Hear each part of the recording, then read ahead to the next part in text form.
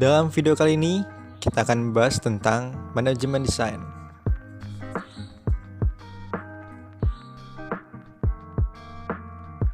Halo, perkenalkan nama saya Martin Hari Samuel dari Prodi Desain Komunikasi Visual.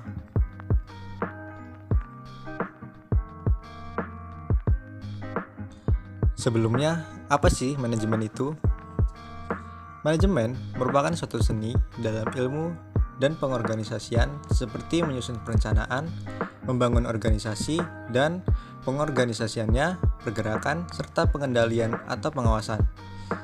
Bisa juga diartikan bahwa manajemen merupakan suatu ilmu pengetahuan yang sistematis agar dapat memahami mengapa dan bagaimana manusia saling bekerja sama agar dapat menghasilkan sesuatu yang bermanfaat bagi orang lain maupun golongan tertentu dan masyarakat luas. Kemudian, manajemen dibagi menjadi beberapa konsentrasi. Saya mengambil 5 contoh. Yang pertama, manajemen keuangan. Manajemen keuangan berfokus untuk mengelola keuangan secara optimal suatu perusahaan. Yang kedua, manajemen pemasaran. Manajemen pemasaran bertujuan untuk mempertahankan kelangsungan perusahaan dengan cara memperhatikan teknik pemasaran produk serta menganalisis strategi untuk menghasilkan laba. Yang ketiga, manajemen operasi. Memanfaatkan alat tertentu serta analisis yang menyeluruh untuk dapat memaksimalkan keefektifan dan keefisienan suatu sistem produksi.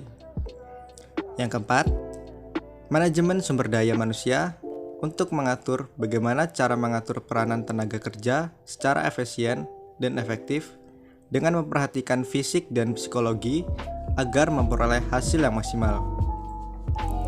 Yang terakhir, manajemen kewirausahaan merupakan proses pengidentifikasian, menganalisis, dan mengembangkan serta mempunyai visi yang inovatif suatu perusahaan.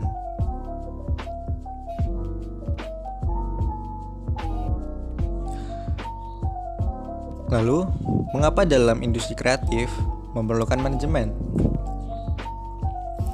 Dalam ranah industri kreatif, khususnya di kafe, pengetahuan manajemen diperlukan karena di dalamnya memiliki beberapa subsektor seperti desain grafis, web design, copywriting, ilustrator, dan masih banyak lagi.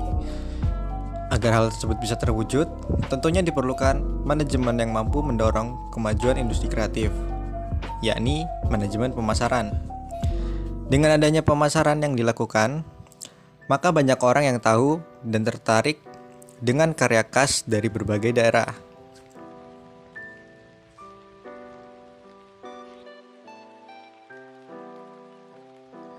Kemudian, unsur-unsur apa saja yang mendorong keberhasilan dalam membangun manajemen perusahaan yang baik? Yang pertama ada SDM atau sumber daya manusia, merupakan unsur yang terpenting untuk melakukan perencanaan dan melakukan proses atau pekerjaan agar mencapai tujuan. Yang kedua ada modal, digunakan untuk memenuhi kebutuhan sarana dan prasarana serta perlengkapan untuk keberlangsungan perusahaan. Kemudian ada material. Material sangat dibutuhkan karena sebagai bahan baku dalam proses produksi. Yang keempat ada mesin. Mesin diperlukan untuk mengolah bahan baku menjadi barang jadi. Kemudian ada metode. Untuk mengolah unsur-unsur sebelumnya, dibutuhkan suatu metode atau SOP yang tepat dan baku. Kemudian ada market atau pasar.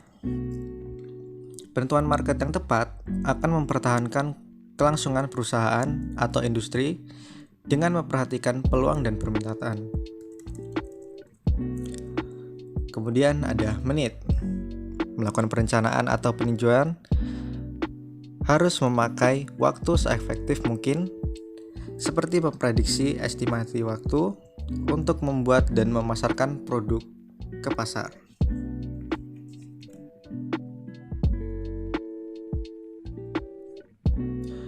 Lalu, apa ciri-ciri perusahaan yang memiliki manajemen yang baik? Perusahaan yang memiliki manajemen yang baik dilihat dari budaya yang baik pula dalam hal kejujuran, transparan, dan responsif. Adanya kegiatan pelatihan untuk meningkatkan mutu SDM, kegiatan organisasi yang bermanfaat. Adanya perencanaan, pelaksanaan, evaluasi dari setiap kegiatan yang disertai dengan feedback oleh tiap anggota. Memperhatikan kinerja produksi baik, efektivitas, maupun efisiensi. Adanya inovasi dan persaingan antara individu yang sehat, serta kerjasama tim yang baik.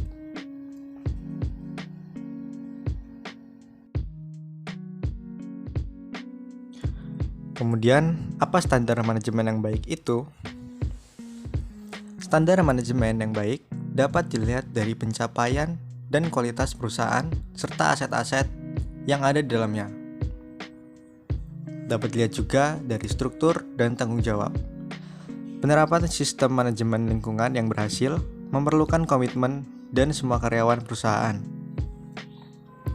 Oleh sebab itu, tanggung jawab lingkungan tidak dilihat sebatas fungsi lingkungan saja, namun merupakan tanggung jawab seluruh struktur yang ada dalam perusahaan. Kemudian, pelatihan, kepedulian, dan kompetensi. Seluruh pekerja harus dibuat sadar akan dampak yang mereka timbulkan terhadap lingkungan melalui pekerjaan yang mereka lakukan. Kepedulian terhadap lingkungan harus ditanamkan kepada seluruh pekerja yang ada di dalam perusahaan tersebut agar terjaganya keseimbangan lingkungan turut didukung oleh seluruh pihak. Lalu, kesiagaan dan tanggap darurat. Prosedur gawat darurat yang terperinci harus dituliskan sebelum keadaan gawat darurat tersebut terjadi. Rencana yang dipersiapkan untuk mengatasi keadaan ini mempunyai beberapa nama. Namun, yang paling umum digunakan adalah rencana respon gawat darurat dan rencana pemulihan bencana.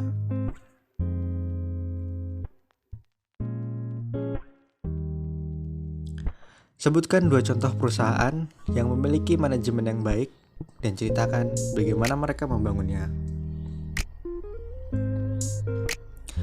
Yang pertama ada Apple Incorporation, berawal dari mimpi Stephen J. Wozniak yang ingin membangun komputernya sendiri.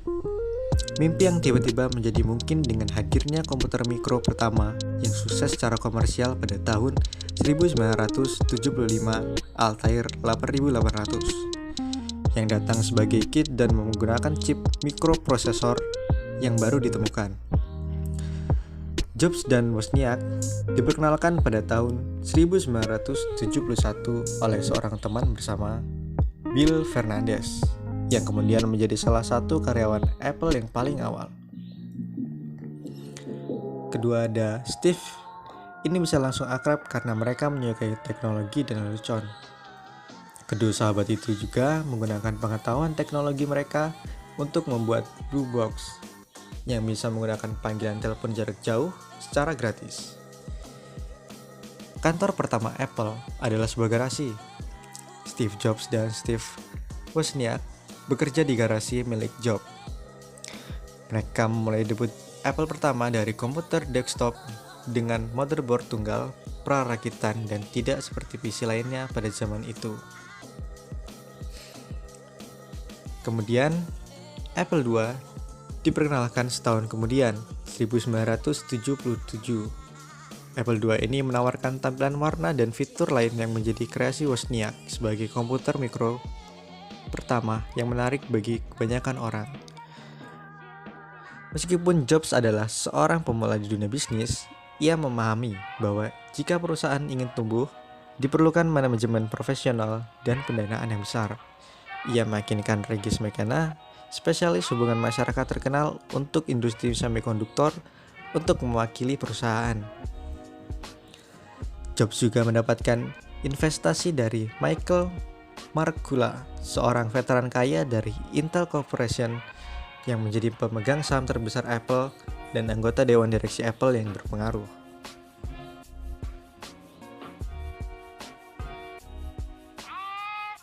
Yang kedua ada Google. Sebagai informasi awal, Google didirikan oleh 2 mahasiswa bernama Larry Page dan Sergey Brin saat masih berstatus sebagai mahasiswa di Universitas Stanford, California, Amerika Serikat.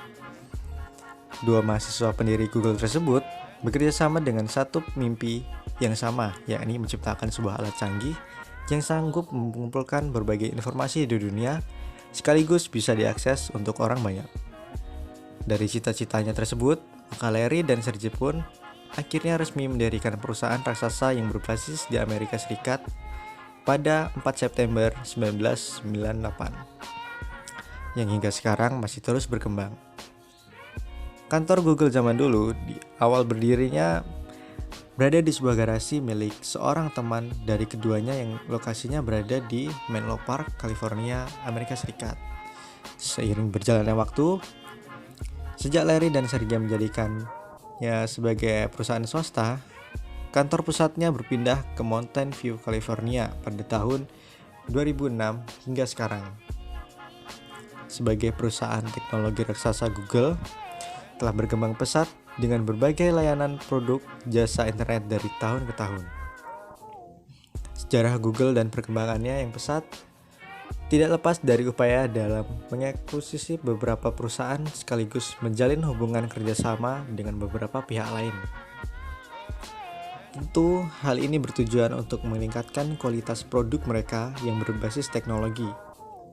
Selain dikenal sebagai mesin pencari yang populer, Google telah berhasil mengembangkan beberapa produk layanan dalam basis teknologi.